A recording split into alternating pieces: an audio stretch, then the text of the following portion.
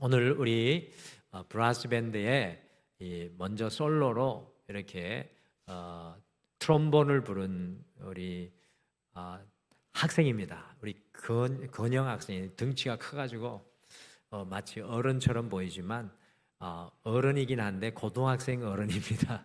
우리 건영 학생이 우리 교회의 재영 형제 제자인데 함께 와서 이렇게 예배하면서 악기로 하나님 앞에 영광 돌리고 참 귀한 일을 감당하고 있습니다. 그런 생각을 했습니다.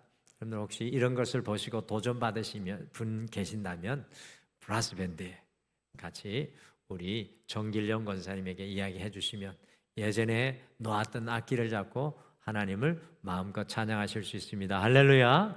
또 우리 호른이 또 같이 조인해 주셔서 너무 감사합니다. 브라스 밴드 한 해 동안 수고했다고 하나님 앞에 영광의 박수를 올려드리겠습니다.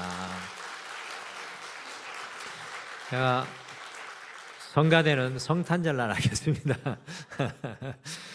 오늘은 1년 52주일 중에 몇 번째 주일인 줄 아십니까?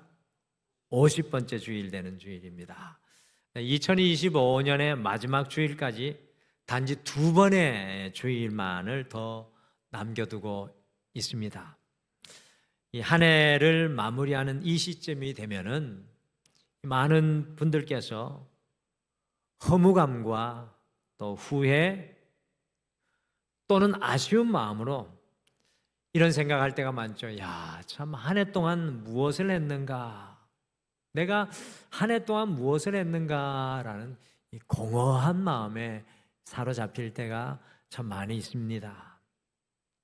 하지만 이 그리스도인들인 우리에게 이 한 해의 마지막은 주님 안에 감사하며 새로운 소망을 품는 시간입니다. 여러분들 세상의 달력은 12월에서 한 해가 마감되지만 처치 캘린더, 교회력은 12월부터 시작됩니다. 왜 그렇습니까? 예수님께서 이 땅에 오셔서 새로운 세상을 시작하신 때이기 때문에 12월은 우리에게 새로 시작하는 달입니다. 부활의 소망을 가진 그리스도인들에게는 마지막은 항상 새로운 시작을 의미합니다. 이 크리스천들에게는 마지막은 항상 가슴 설레이는 새로운 시작입니다. 우리는 죽어도 새로운 시작이 우리 앞에 있는 줄 믿습니다. 죽을 때 저한테 말씀하지 마세요. 목사님 손잡았고 저 가기 싫은데요. 그 말씀하지 마시고 목사님 저하고 꼭 다시 만나요. 믿음으로 고백 못하시면 제가 도와드릴게요. 어쨌든 우리 그리스도인에게 마지막은 항상 새로운 시작입니다. 그래서 오늘 우리 앞뒤 자녀분들에게 좀 이렇게 함께 인사하면 좋겠습니다. 감사하며 다시 시작합시다. 우리 같이 인사하시죠. 감사하며 다시 시작합시다. 감사하며 다시. 1월이 다시 시작하는 게 아니라 우리는 12월 예수님과 다시 시작하는 날입니다.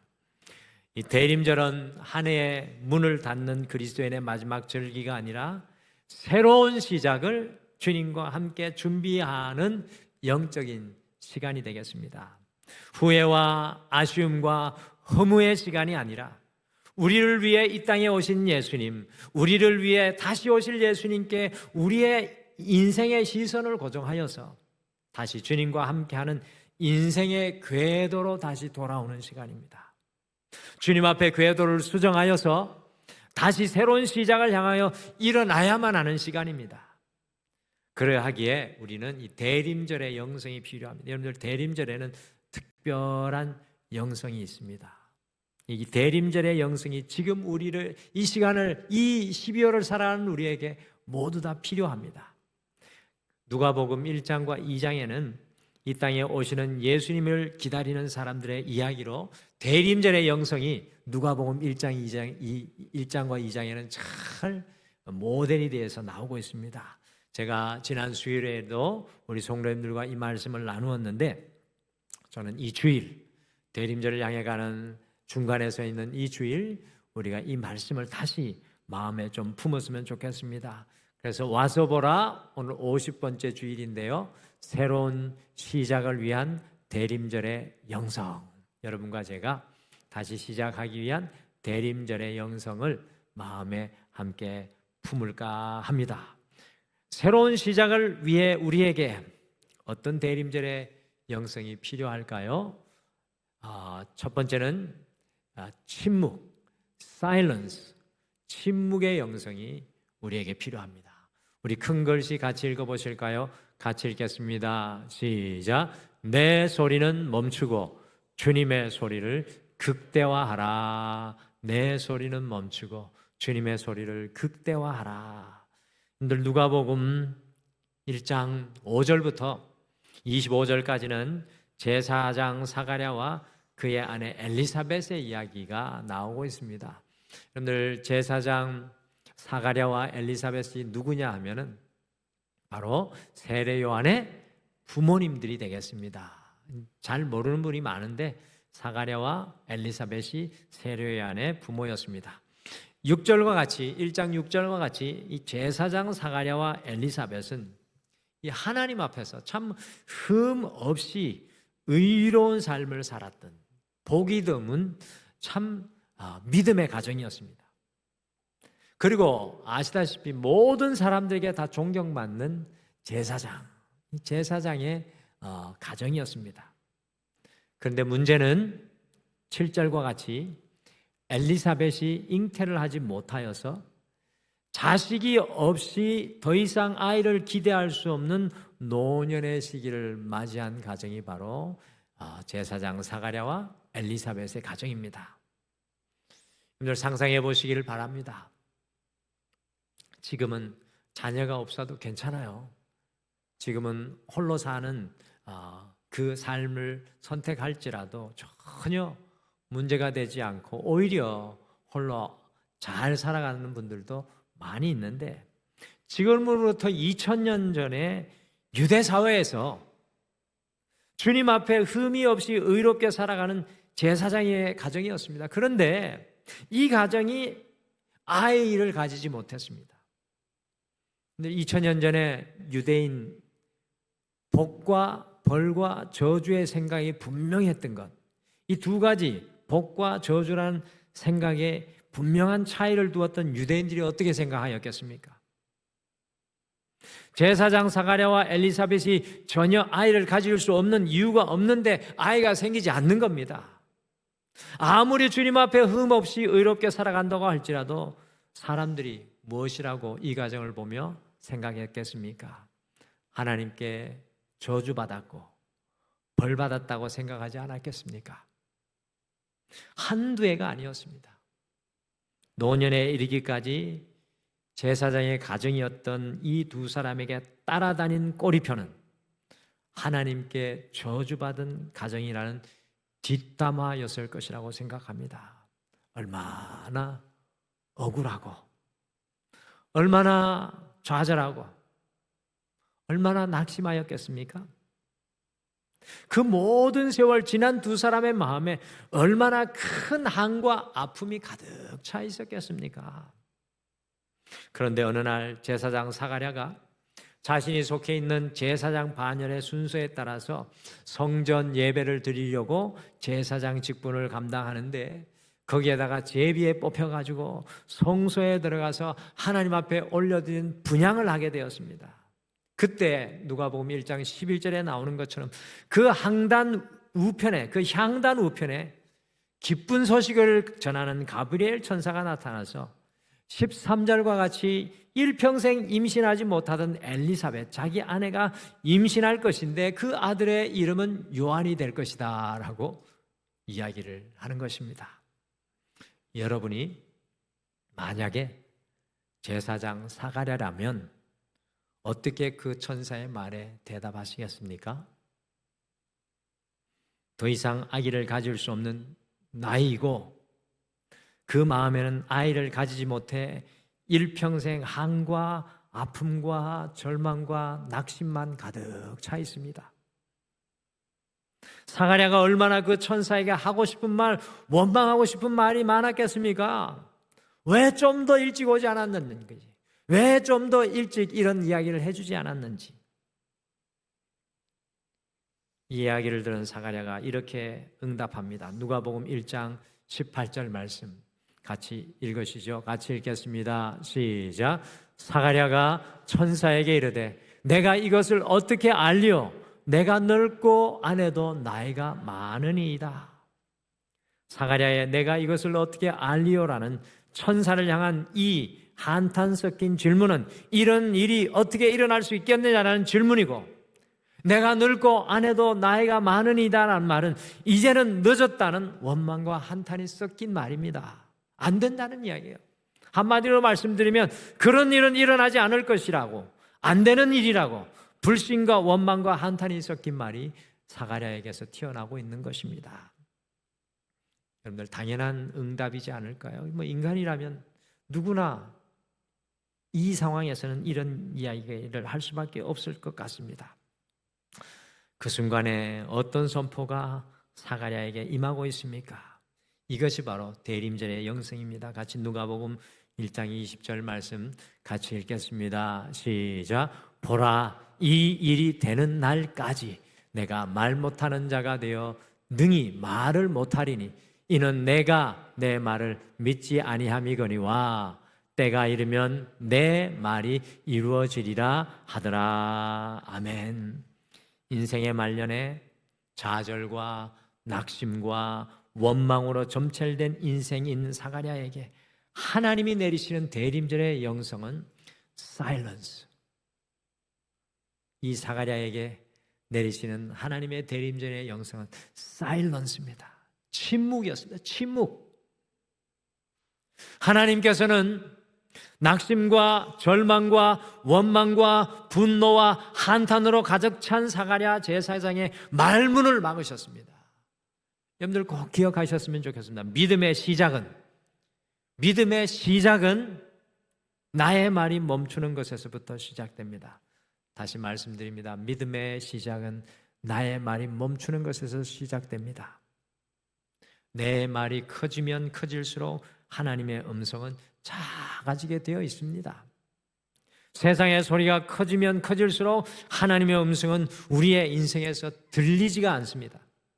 하나님께서는 사가랴의 소리를 막으시고 그의 아들 세례 요한이 태어나는 그 순간까지 끊임없이 하나님의 소리만 들려주시고 하나님의 말이 그의 인생을 이끌어가는 것을 보게 됩니다.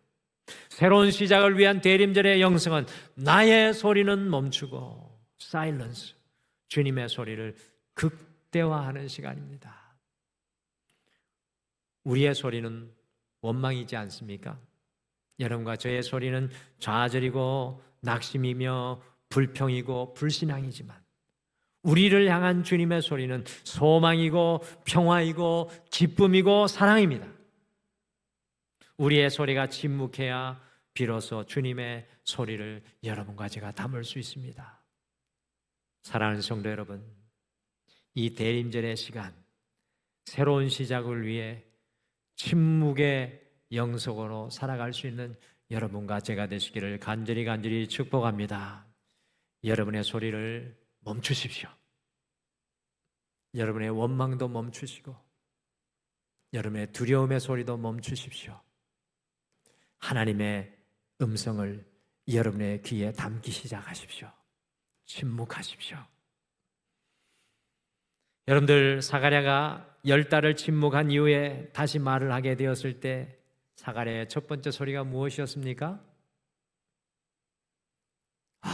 답답해 죽을 뻔했네 였을까요? 아닙니다.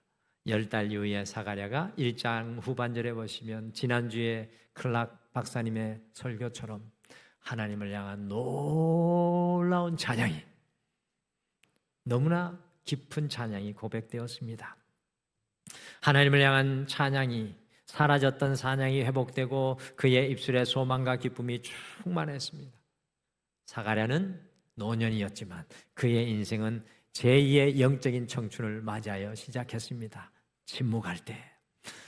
대림절의 영성 두 번째는요, 품는 영성입니다. 영어로 embracing, 꼭 껴안다는 뜻입니다. 꼭 껴안는 영성, 품는 영성. 우리 밑에 것을 같이 읽어보실까요? 같이 읽겠습니다. 시작. 내가 붙잡은 것을 내려놓고 주님을 품으라. 주님을 품으라. 누가복음 1장 26절부터 38절까지는 천사 가브리엘이 나사렛의 처녀 마리아를 방문하는 이야기입니다.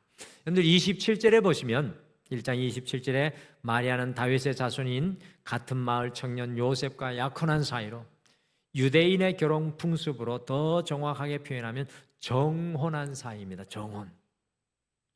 여러분들 정혼한 사이라는 것은 결혼하기 전에 약 1년간의 시간으로 유대인들에게는 신랑이 특별히 아버지와 함께 신부를 맞이하기 위해 1년이나 1년 반 정도 집을 준비하는 기간입니다. 서로가 같이 살지는 않지만 육체적으로 연합하지는 않았지만 모든 사람들 앞에 다 결혼한 것과 같이 취급을 받는 때입니다. 그러니까 유대인들에게 여인들 중에서 가장 아름다운 때는 언제일까요? 가장 아름다운 때 언제입니까? 정혼의 시간. 여러분들 결혼하기 전에 보니까 막 다이어트를 막 하다고 막 결혼할 때는 최고로 아름다운 신부가 되고 한 2개월 후에 만나면 그 사람은 어디 갔습니까? 라는 그런 질문이 나올 때가 가끔 있는데 신부에게 가장 아름다운 시간, 신부가 가장 가슴 설레이는 시간, 한 여인의 인생에서 가장 행복하고 아름다운 시간이 바로 이 시간대입니다. 근데 이때 천사 가브리엘이 찾아와 가지고 마리아의 이 설레임과 행복의 시간을 완전히 깨뜨리는 소식을 선포하고 있습니다. 무슨 소식입니까? 같이 누가복음 1장 31절 말씀 함께 읽겠습니다. 시작. 보라, 내가 잉태하여 아들을 낳으리니 그 이름을 예수라 하라. 여러분들 이 말씀을 많이 묵상하셔야 돼요. 정혼한 기간이지만 남자를 알지 못하는 때인데 천사 가브리엘이 마리아에게 내가 잉태하게 될 것이라는 소식을 전해줍니다. 아이를 품게 될 것이라는 이야기입니다. 여러분들 가장 이쁘고 가장 설레이는 처녀 마리아에게 이것보다 더 무서운 소식이 어디 있습니까? 그의 인생을 완전히 깨뜨릴 만큼 두려운 소식, 이 소식보다 두려운 소식이 어디에 있겠습니까? 그때 마리아가 무엇이라고 고백했을까요? 저는 마리아가 존중되어야 될 유일한 이유가 바로 이것이라고 생각합니다. 가톨릭의 성도님들이 마리아를 굉장히 존중하는데 우리 개신교가 정확하게 마리아를 존중해야 될 이유, 귀하게 생각해야 될 이유가 이겁니다. 같이 누가복음 1장 37절 38절 같이 읽겠습니다. 시작. 대저 하나님의 모든 말씀은 능하지 못하심이 없느니라. 마리아가 이르되 주의 여종이오니 말씀대로 내게 이루어지이다 하매 천사가 떠나가니라. 저는 마리아가요 주의 여종이오니 말씀대로 내게 이루어지이다 이 말을 할 때 마리아는 그의 인생을 주님 앞에 전체로 눈물로 드리지 않았을까 생각합니다. 주의 여종이오니 말씀대로 내게 이루어지이다. 마리아는 처녀로 품을 수 없는 불가능한 순간이었지만 하나님의 말씀에 의지하여 그 말씀이 자신에게 이루어질 것을 자신의 전 인생을 걸고 고백하는 겁니다. 마리아는 자신이 붙잡고 있었던 모든 것을 내려놓고 품어서도 안 되고 품을 수도 없는 예수님을 그의 인생에 품었다는 사실입니다. 여러분들 이 마리아의 순종이 얼마나 귀한 신앙의 모습입니까? 2000년 전에 처녀가 아이를 가지게 되면 어떻게 되었을까요? 최근에 뉴스에도 이슬람에서 시집가지 않은 여인이 아이를 가지게 되면 돌에 맞고 총에 맞고 잔인하게 죽임을 당하는데 2000년 전에 이런 일을 겪게 되면 돌에 맞아 죽을 수도 있었고 사회적으로는 완전히 끝장나는 인생이 될 수밖에 없었습니다. 그러나 보십시오. 마리아는 자신의 모든 것을 내려놓고 자신의 인생이 가장 빛나는 순간에 자신의 모든 것을 내려놓고 그의 전전제로 예수님을 품었습니다. 대림절의 또 하나의 영성이 마리아를 통해 우리에게 전해지는 겁니다. 대림절은 우리의 인생 전 존재를 다해 품는 영성이 필요합니다. 내 인생에 예수 그리스도를 품고 내 인생에 예수 그리스도를 맞아들이는 새로운 결단과 새로운 은혜의 시간이 필요한 때입니다. 우리의 마음속에 주님을 품고 말씀을 품고 성령님을 품는 영성이 이 대림절에 필요합니다. 여러분들 한 해 2025년 한 해를 돌아보십시오. 여러분과 제가 2020년 살아가면서 얼마나 많은 것을 부여잡고 얼마나 많은 것을 품고 얼마나 많은 것을 부둥켜 껴안고 살아가느라 뒤뚱거리며 여기까지 걸어왔습니까? 이 대림절은 그 모든 내가 품은 것들은, 내가 잡은 것들은 내려놓고 우리가 붙잡고 지금 품고 있는 걱정과 염려와 두려움과 분노와 질투, 이 모든 것을 내려놓고 오직 주님만을 품는 영성이 필요합니다. 주님, 빈손되어 주님만을 다시 품습니다. 주님을 내 인생에 모셔드리는 그 결단이 필요한 것입니다. 내 안에 마음의 의자의 모든 주인 되었던 것이 내려오고 주님만을 품는 영성이 필요합니다. 주님으로 인해 우리의 인생의 모든 질서가 다시 세워지는 은혜가 임하여야 합니다. 사랑하는 성도 여러분, 이 대림절의 기간 마리아와 같이 내가 붙잡은 것은 내려놓고 주님을 다시금 품는 여러분의 전 인생 전전제로 주님을 다시 만나는 귀한 은혜의 시간이 되시기를 간절히 축복합니다.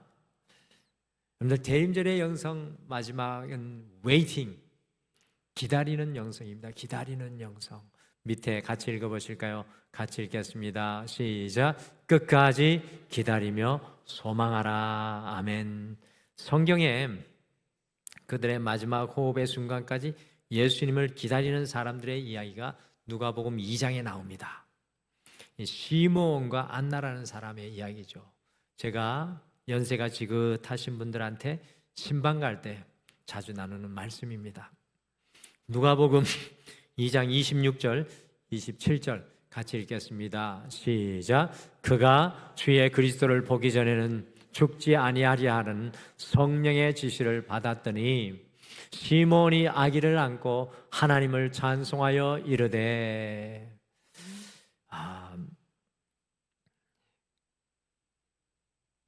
더 읽어야 되는데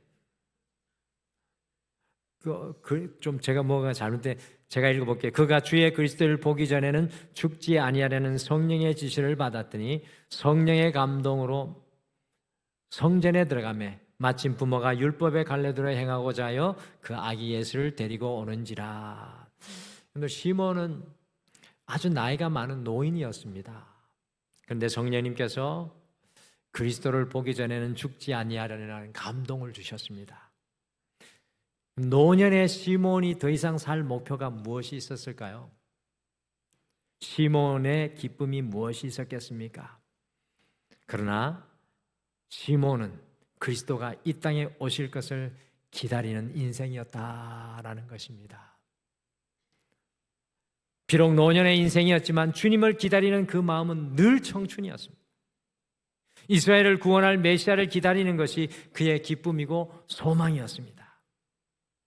그의 인생의 모든 어두움과 연약함은 그 기다림의 소망 앞에 눅녹듯이 모두가 다 녹았습니다. 저는 우리 등마루교회 성도님들이 시몬과 같은 성도님들이 많아지기를 간절히 축복합니다. 오늘날에도 고백했으면 좋겠어요. 한 90세쯤 이르렀는데 주님께서 여러분과 저를 살려주시잖아요. 할렐루야. 90세까지는 사셔야죠. 왜 이렇게 자신이 없으십니까? 90세까지 살려주시면 어떤 소망을 가져야 되겠습니까?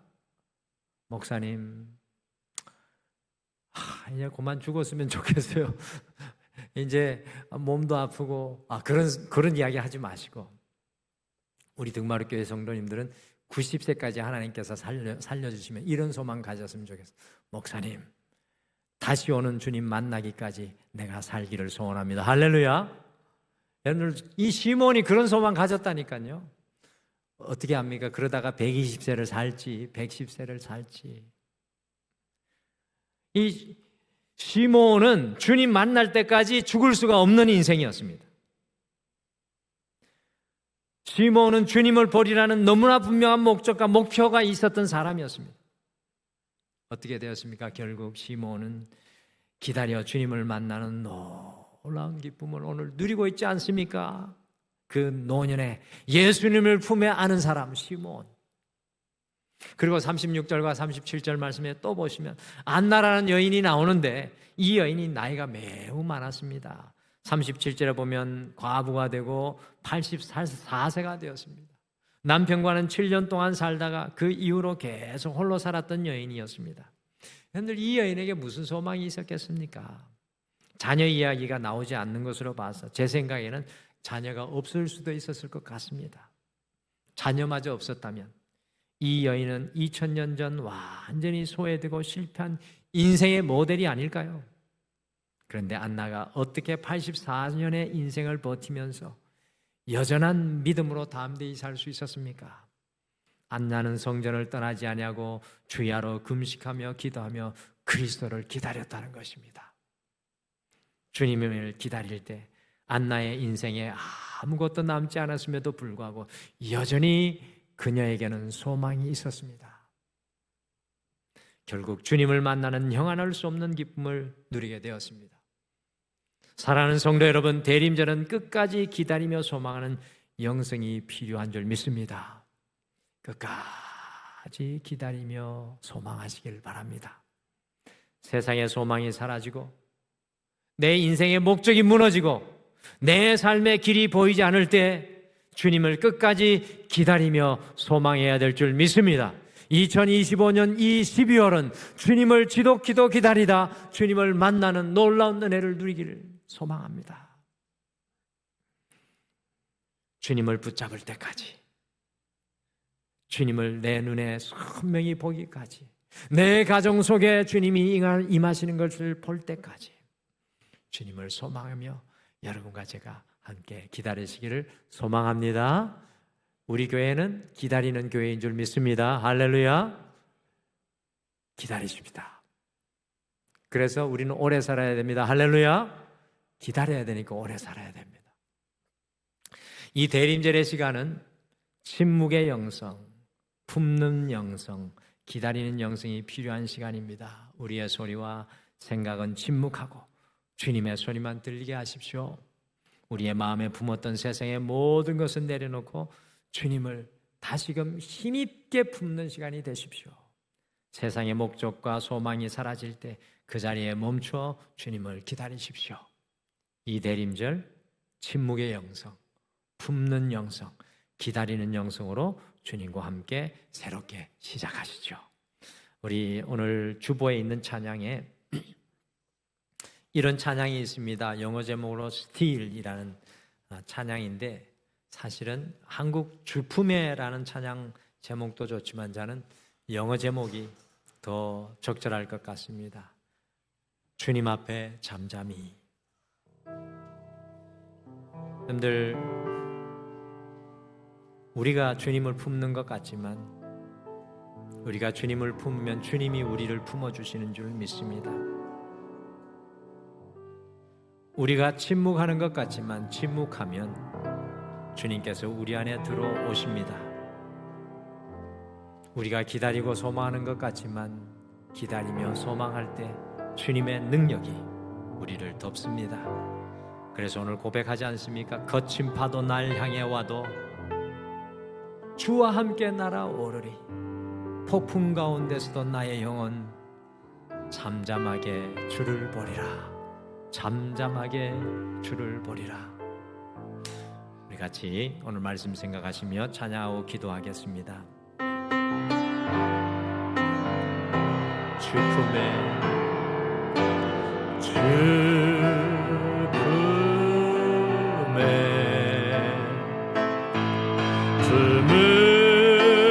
품으소서.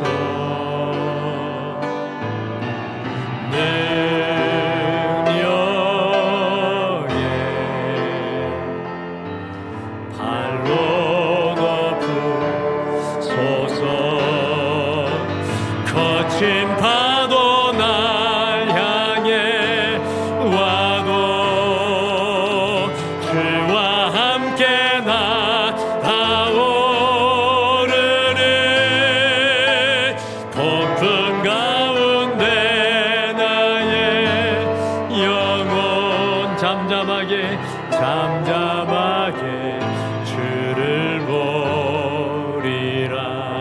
주님 안에 주님 안에 나 거하리 주 능력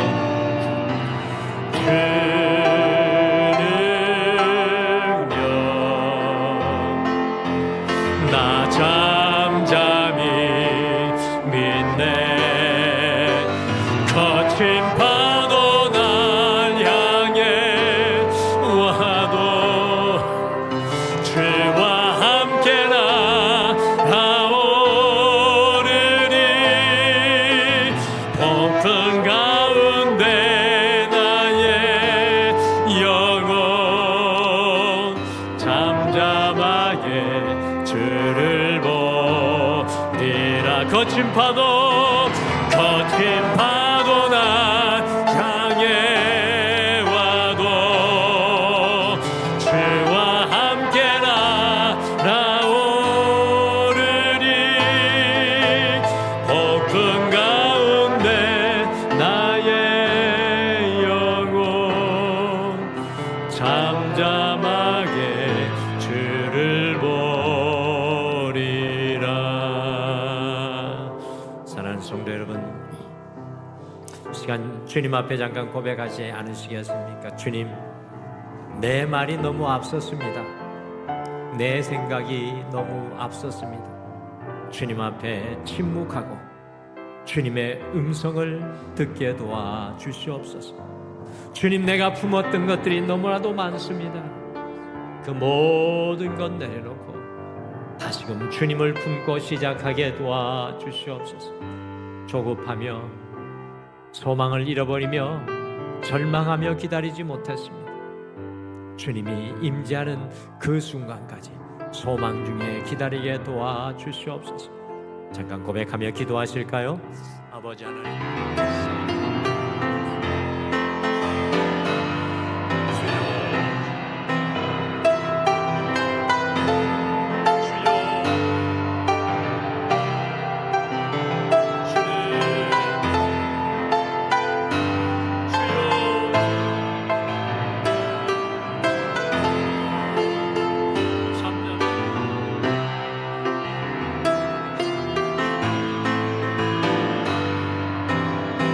거친 파도